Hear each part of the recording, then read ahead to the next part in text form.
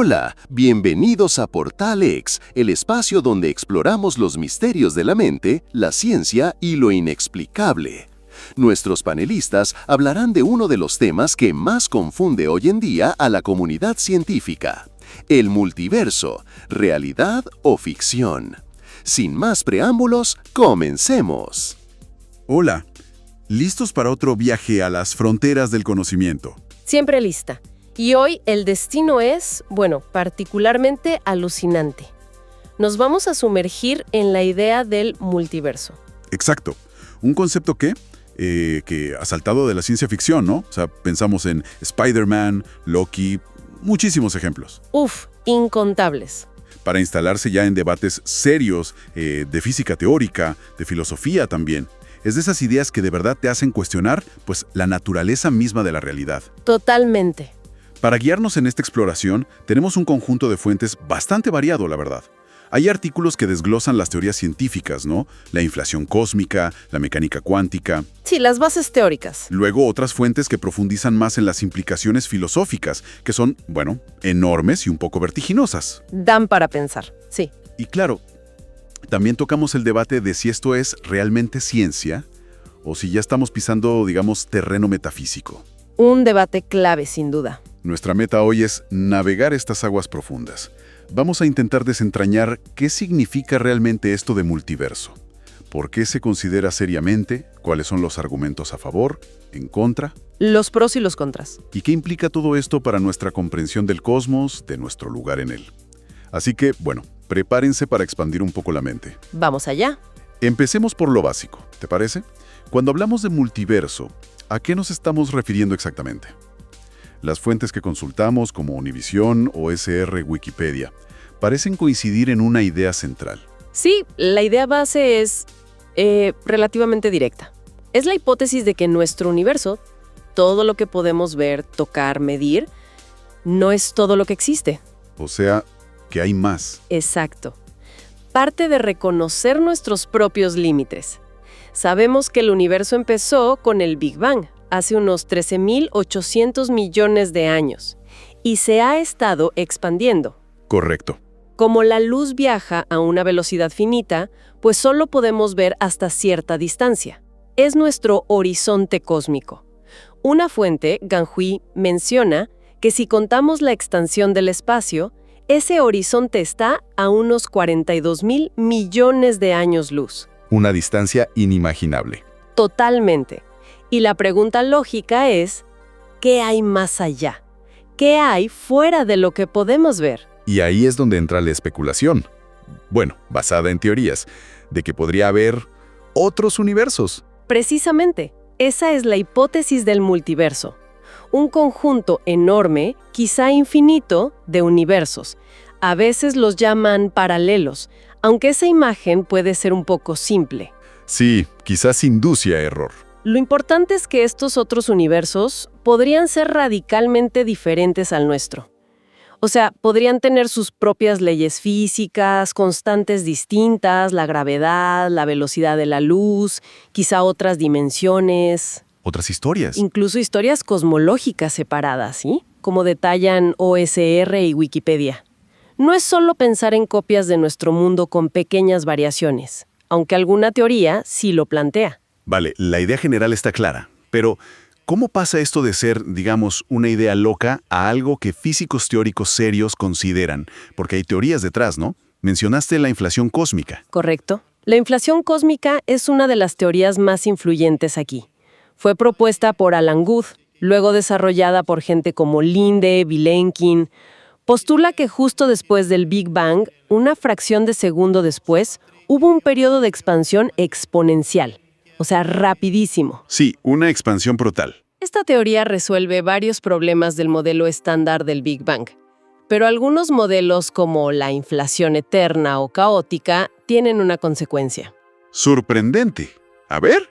Sugieren que esta expansión acelerada no paró en todos lados al mismo tiempo. Podría seguir indefinidamente en algunas regiones, mientras que en otras se frena. Y al frenarse, se forman como bolsas o burbujas de espacio-tiempo.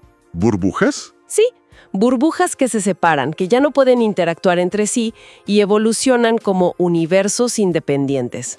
Varias fuentes lo mencionan: Tadeo Lozano, Univisión, OSR, Gangui. Universos burbuja. Y lo interesante es que cada burbuja podría enfriarse de forma distinta de ese estado inicial de alta energía. Podrían heredar diferentes propiedades, resultando en distintas leyes físicas o constantes fundamentales. El físico Max Tegmark, según Gangui, llama esto un multiverso de nivel 2, universos con diferentes constantes físicas. Suena a ciencia ficción, pero viene de la cosmología. Ahora, esta no es la única puerta teórica, ¿verdad? La mecánica cuántica, que siempre es extraña y fascinante. Definitivamente. La cuántica nos da otra vía muy importante y conceptualmente muy distinta. Es la interpretación de los muchos mundos, la IMM. La de Hugh Everett. Exacto, de Hugh Everett III, propuesta en 1957. Y surge como una respuesta radical a un problema muy profundo de la cuántica, el problema de la medida. Lo explican bien Wikipedia, OSR y Gangui. El problema de la medida. Recuerdo que es de lo más raro de la cuántica. Podemos repasarlo rápido. Claro, simplificando mucho, La ecuación base de la cuántica, la de Schrödinger, describe cómo evolucionan los sistemas, y lo hacen de forma determinista, pero permiten la superposición. Un sistema puede estar en varios estados a la vez. Como el gato de Schrödinger, vivo y muerto a la vez. Ese es el ejemplo clásico, sí. Un átomo puede estar decaído y no decaído simultáneamente. El problema es cuando medimos. Solo vemos un resultado. ¿Decayó o no decayó? La teoría estándar dice que la medida colapsa la superposición a un solo estado, y la elección es al azar. Y Everett dijo, ¿qué pasa si no hay colapso? Justo. Y si la ecuación de Schrödinger siempre es válida, incluso al medir. Si la superposición nunca colapsa. Espera, si no colapsa, ¿qué pasa con los otros estados posibles que no vemos? Ahí está la genialidad o la locura de Everett. Su propuesta es que todos los resultados posibles de una medida cuántica sí ocurren, pero ocurren en ramas diferentes de la realidad. Ramas. Universos. Exacto. En universos paralelos que se separan en ese instante de la medición o interacción cuántica. Cada vez que un sistema cuántico tiene una opción, el universo se ramifica, y cada posibilidad se cumple en su propia rama. Nosotros solo vivimos una de ellas. O sea, cada decisión cuántica, cada interacción a nivel subatómico, está constantemente creando nuevos universos. Marea solo pensarlo. Marea muchísimo. Es una consecuencia alucinante de tomarse la matemática cuántica, digamos, literalmente. Pero ojo, aunque suene extravagante, no es una idea marginal. ¿Ah, no? No.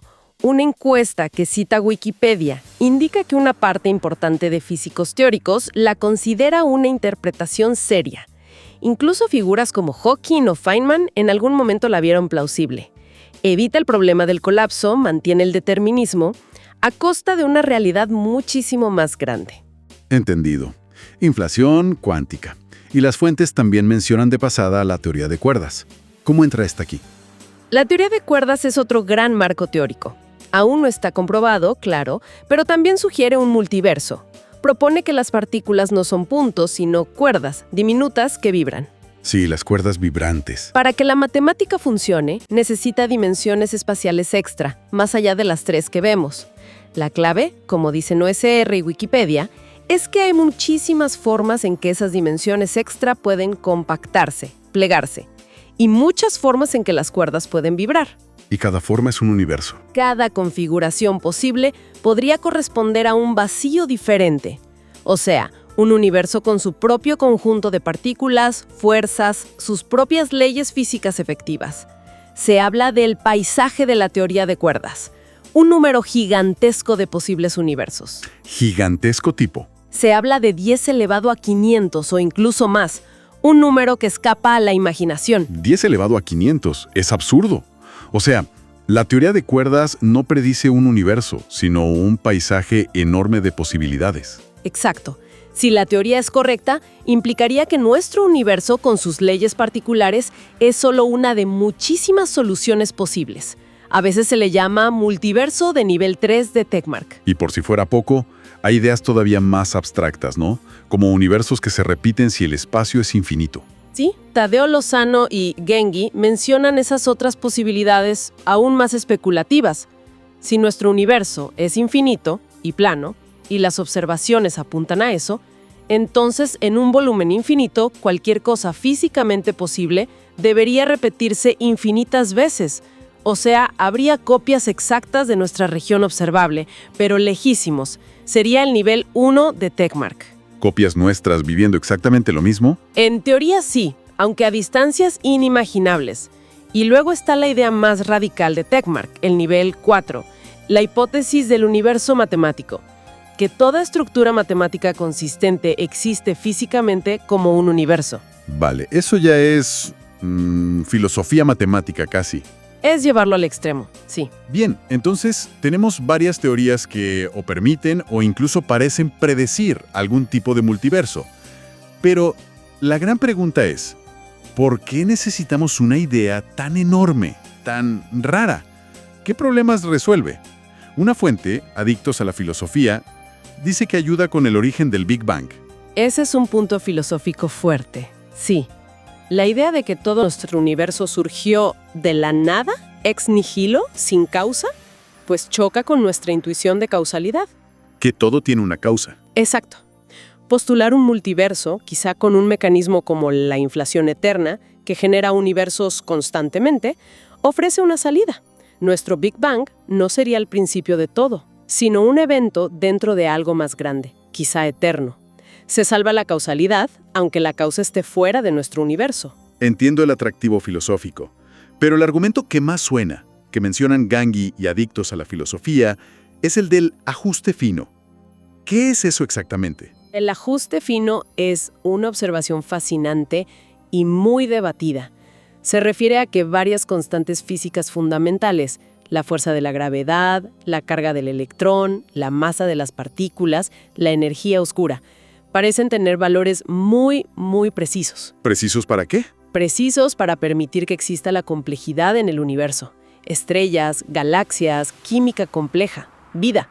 Si cambias un poquito cualquiera de esos números, el universo sería radicalmente distinto y probablemente estéril. O sea que si la gravedad fuera un poquito más fuerte o más débil. Quizás el universo habría colapsado enseguida, o las estrellas no se formarían, o los átomos pesados no serían estables. Parece que los valores están ajustados en un rango muy estrecho para que la vida como la conocemos sea posible. Visto así, parece una coincidencia increíblemente afortunada, ¿no? Que justo tengan los valores para que estemos aquí hablando de esto.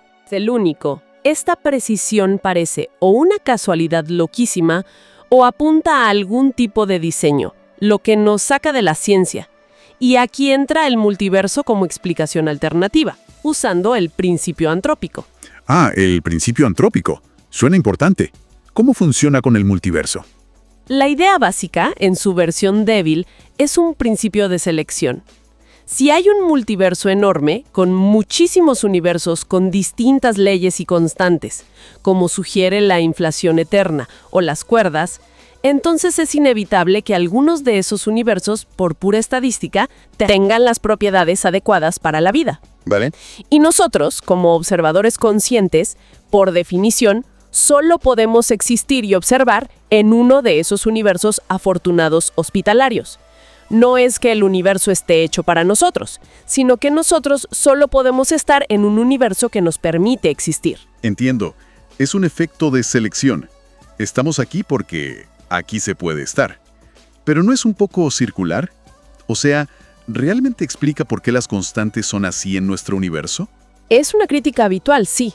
El principio antrópico en sí no explica las leyes fundamentales, ni por qué hay un multiverso. Dice que dado un multiverso variado, nuestra existencia en un universo ajustado no es sorprendente. El poder explicativo real está en la teoría que genera ese multiverso variado. El principio antrópico es más una herramienta para entender qué observaríamos dentro de esas teorías. Ok, cambia la perspectiva del ajuste fino. No es un milagro, es estadística en un conjunto enorme. Algo así hace que lo improbable, nuestro universo, sea casi inevitable. En algún lugar del multiverso. Entendido. Pero aquí la cosa se complica de verdad, ¿no? Porque la idea del multiverso, sobre todo en algunas versiones, tiene problemas conceptuales, bueno, gigantescos. La fuente Adictos a la Filosofía presenta una crítica que me dejó pensando bastante. Sí, ese argumento es muy potente. Se mete con las consecuencias lógicas más oscuras, sobre todo si postulas multiversos infinitos, donde todo es posible, o se generan al azar. ¿Consecuencias oscuras? El problema es que si es así, por cada universo ordenado y coherente como el nuestro, deberían existir muchísimos más universos raros, aberrantes o mínimamente ordenados. Universos aberrantes. ¿Como cuáles? Suena a pesadilla filosófica. Lo son. Son escenarios escépticos que la filosofía ya ha explorado, pero que el multiverso podría ser reales. Imagina universos que aparecieron hace 5 minutos, pero con toda la pinta de ser viejos. Recuerdos falsos, fósiles falsos. O que la mayoría de mentes conscientes no seamos seres biológicos en planetas, sino... Cerebros en cubetas. El experimento mental clásico. O peor aún, los cerebros de Boltzmann. Cerebros de Boltzmann. He oído el término. ¿Qué son? Es una idea que viene de la termodinámica de Ludwig Boltzmann. En un universo muy viejo y grande, o en un multiverso caótico, por fluctuaciones cuánticas o térmicas al azar, podría formarse espontáneamente una estructura compleja. Por ejemplo, un cerebro. Un cerebro de la nada. Sí, completo, con tus mismos recuerdos y percepciones de ahora mismo, pero flotando solo en el vacío. Sin cuerpo, sin mundo, una conciencia instantánea y fugaz. ¿Qué imagen tan perturbadora? Verso ordenado. Porque un cerebro flotante es, digamos, más fácil de que surja por azar que toda la historia causal de un universo como el nuestro. Espera. Si es más probable que yo sea un cerebro de Boltzmann, ¿qué implica eso? La implicación es demoledora para el conocimiento. Si aceptamos estas premisas del multiverso azar, todas las posibilidades, entonces no tenemos base para confiar en nada, ni en los sentidos, ni en la memoria, ni en la razón. Porque lo más probable es que todo sea una ilusión. Exacto. La hipótesis más probable sobre tu propia existencia sería ser una fluctuación aleatoria o estar en una simulación. Cualquier ciencia que hagas, incluida la teoría del multiverso que te llevó a esa conclusión, estaría basada en datos y razones probablemente falsas. Socava todo. Es el genio maligno de Descartes, pero a escala cósmica. ¡Qué vértigo! Es una idea casi paralizante, sí. Te deja pensando si podemos saber algo con certeza. ¿Y hay salida? ¿Alguna forma de evitar esa conclusión tan radical sin tirar el multiverso a la basura? La fuente menciona una posibilidad. Podríamos decir que el mecanismo que crea universos no es totalmente aleatorio, que tiene un sesgo que favorece universos ordenados, no absurdos como el nuestro. Quizás las metareglas del multiverso ponen límites. Ah, vale. Pero eso también tiene problemas. Primero, le quita fuerza a la explicación del ajuste fino. Si el mecanismo ya está ajustado para hacer universos ordenados, solo movimos el problema de sitio. Claro, trasladamos el ajuste. Y segundo, postular un sesgo sin explicar por qué existe puede ser una hipótesis ad hoc. Va contra la idea de buscar razones fundamentales, el principio de razón suficiente. Así que el problema filosófico es gordo y no tiene solución fácil. Pero bueno, más allá de la filosofía está la otra gran pregunta. ¿Esto es ciencia de verdad o es metafísica? Ese es el debate central, yo diría. El más persistente. Hay críticos muy importantes, como George Ellis, que lo cita Gangui. Su postura es firme, basada en criterios clásicos de la ciencia. ¿Qué dice Ellis? Que argumenta que si esos otros universos están causalmente desconectados, o sea, no podemos interactuar con ellos, ni mandarles señales, ni recibir nada, entonces la hipótesis del multiverso es por definición inobservable. Y si es inobservable, es infalsable. Que no se puede demostrar que sea falsa. Exacto. Y según el criterio de Karl Popper, muy influyente, una hipótesis que no se puede falsar empíricamente no es ciencia, es metafísica. Especulación filosófica, si quieres. Pero esa visión tan estricta de Popper no la comparten todos, ¿verdad? Hay científicos que defienden que sí es ciencia, aunque no sea observable directamente. Correcto. Defensores como Alexander Vilenkin, también citado por Gangi, dicen que la cosa es más compleja. Argumentan que, aunque no veamos otros universos, una teoría de multiverso puede hacer predicciones comprobables aquí, en nuestro universo. ¿Cómo? Por ejemplo, si una teoría como la inflación eterna predice una distribución estadística de valores para las constantes físicas en todos los universos, podríamos usar el principio antrópico para predecir qué valores son más probables de encontrar en un universo como el nuestro, que permite observadores. A predicciones estadísticas. Exacto. Si nuestras mediciones coinciden con esas predicciones, sería evidencia indirecta a favor de la teoría. Además, Wikipedia menciona especulaciones sobre si podría haber huellas o efectos indirectos de interacciones pasadas, quizás en el fondo cósmico de microondas, pero son ideas muy especulativas aún. Entiendo. Entonces, el debate sobre si es ciencia o no depende mucho de qué criterios usemos para definir ciencia. ¿Solo la falsabilidad directa? Exactamente. Nos lleva a discutir qué es el método científico en la frontera de la física. ¿Nos quedamos con Popper? ¿O consideramos también la coherencia interna, la simplicidad, el poder explicativo, la capacidad de unificar? Filósofos como Kuhn o físicos como Susskind dirían que sí, es un debate filosófico vivo. Y mientras tanto, la realidad es que no hay pruebas. Esa es la conclusión de todas las fuentes. Univisión, OSR, Wikipedia. No hay evidencia experimental concluyente, ni directa ni indirecta, de otros universos. Por ahora. Y para añadir otra nota de cautela, la discusión en Reddit que encontramos sobre una paradoja del multiverso nos recuerda lo fácil que es liarse si no definimos bien qué significa infinitas posibilidades. Un punto clave, sí. Se suele asumir mal que infinito significa que todo lo imaginable tiene que existir, incluso lo imposible. ¿Y no es así? Tiene por qué contener todos los elementos. Hay infinitos números pares, pero ninguno es el 3. Igual, un multiverso podría ser infinito en número, pero estar limitado por ciertas metarreyes. No tiene por qué realizar todas las fantasías o contradicciones. Definir bien qué posibilidades abarca es crucial para no caer en paradojas tontas. Bien, ha sido un recorrido intenso. Intentemos resumir. El multiverso es una idea que nace de la física teórica más avanzada. Sí, de llevar nuestras mejores teorías, como la relatividad y la cuántica, a sus límites. Y ofrece posibles respuestas a misterios muy profundos. El ajuste fino, el origen del Big Bang. Sin duda. Es estimulante, pero como vimos, nos enfrenta a desafíos enormes.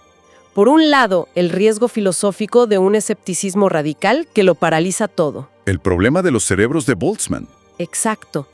Y por otro, el desafío científico, metodológico, de probar o refutar algo que por definición podría estar fuera de nuestro alcance. Nos quedamos con una tensión clara.